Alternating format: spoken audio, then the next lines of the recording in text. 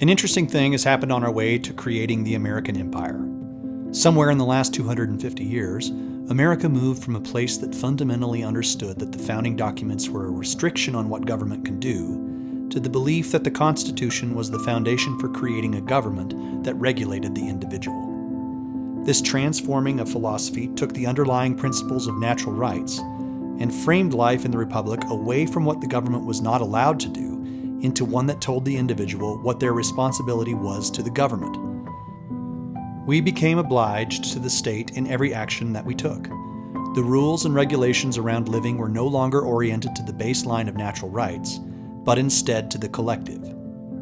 As I have endeavored into discussions around truth and principles, more often than not, the primary question asked by most is, what or who makes up the truth?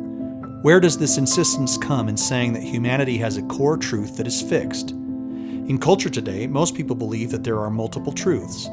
It is not uncommon to hear the phrase, my truth, or your truth. People believe that there are multiple facets to truth, and that they are fungible depending upon circumstances. It is an easier path away from conflict to allow people the leeway to describe truth in a multifaceted way. Yet as society and government have started to come undone, there is a desperate grasping for anything that holds as an anchor.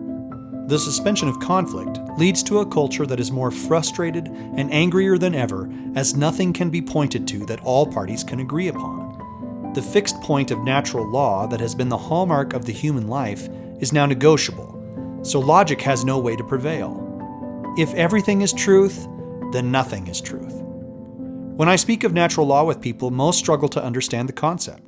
The idea that some superseding, consistent rules that are evident in all of humanity are the basis for a civil society is foreign and inadmissible in the court of relativity. The founders understood that these undeniable truths that were omnipresent in the universe had to be the basis of a society and a country. They knew that if there weren't baselines that logic could appeal to, the reality of creating a cooperative culture would be impossible. If truth was relative, then the rights of the individual were relative too. Authoritarian and power-hungry leaders would be able to bend the will of the people using relative truths. They had seen it firsthand in the monarchical world they came from. They called it out in the Declaration of Independence. All men are created equal. This was an evisceration of the relative truth of the king. They knew fundamentally that the king was not the incarnate version of God on earth. And so they called out this relative truth by saying that the only true law of the earth was that all were created equal. King and subject were equal. The relative truth of someone being above others simply because they had wished it to be was too subjective to build a new world out of. The founders relied upon the premise of God-given rights, meaning that there were things outside of the whimsy of man that were foundational truths, immovable, regardless if someone wanted them to be different. They believed that life, liberty, and property were pre-existing, natural rights that came from something besides humanity. They knew that these things existed without the influence of man or his kings. They were there regardless of a person's station in life. The internal soul could see them as so self-evident that everyone would recognize them as truths that could not be argued. Natural rights cannot be assigned by any leader, vote, or power. They simply are things that exist regardless of government, economic system, or abuse of power. Here we stand 250 years removed from this fundamentally disruptive concept that turned the world upside down, and we seem to be working our way back to the irrationality of kings. We have become a people who rely upon their own truths to create a logic based upon their own desires and benefit. Everyone is a king in a world with no concrete truth. I am responsible only to myself and my own needs. If my truth is the only truth that matters, then I, in essence, build my own kingdom, with my own rules, destined for conflict amongst other kingdoms, with their own similar reliance upon their truths. Every individual is a kingdom with their own interpretation of the world, and the conflicts become inevitable. Certainly some can find similarities amongst others in the world and form tribes, but they only become temporary alliances that suit the moment for convenience, and crumble apart at the first instance of a disagreement.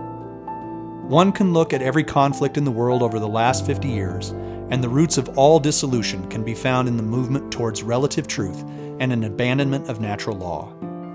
All of the conflicts stem from abandoning what the physical world demonstrates with brash brutality. The foundation is no longer that government is instituted amongst people for security of those fundamental rights, but is now there to elevate truths that are most suitable for the state. Each move away from truth towards relativism means that the things that have been the logical anchor of a culture and a country no longer matter. People no longer look to the natural law as their fundamentals, but want the state to arbitrate fairness and equality to people based upon democratically decided values. The rights of the minority are always foregone to the majority because the state has no ability to judge truth against anchored laws, but instead what will be popular, self-serving, and less conflicting. So what we are left with is a fractional country more reliant on tribalism and power than logic. Even the individual states that make up the Union are too large to govern in this emotionally centered way of thinking. They struggle to hold the center because there's nothing to call upon to defend their governance. Logic has no hold. Most people, if asked, believe that the Constitution is there to provide us with our rights. Terrible language like the right to bear arms, the right to free speech, the right to privacy, even the name of the first 10 amendments to the Constitution has an implication. Calling it the Bill of Rights says that these are rights given by government. We fundamentally have forgotten that the Constitution is a document designed to limit what the federal government shall not do to the people in contradiction to their natural rights. The 10th Amendment specifically calls out that even if the Constitution missed some of the basics about government's interference with the individual's natural rights, there should not be an implication that the government has a right to interfere with the law of nature simply because it has been consented by abstention. Natural law is the only true way to govern. The 20th century and her governments have been a destructive force against the rights of the individual. The vanquishing of moral, intrinsic law shows itself in every facet of our 21st century world. The courts decide things not based upon the fundamental principles of life, liberty, or property, but instead upon the jurisprudence of the prior courts. Stare decisis is the eternal taboo, unbreakable by the court because they rely upon the prior courts instead of natural law. Irrespective of the construct of the court, conservative or liberal majority elevate the prior decisions about the law merited upon the decisions about the law.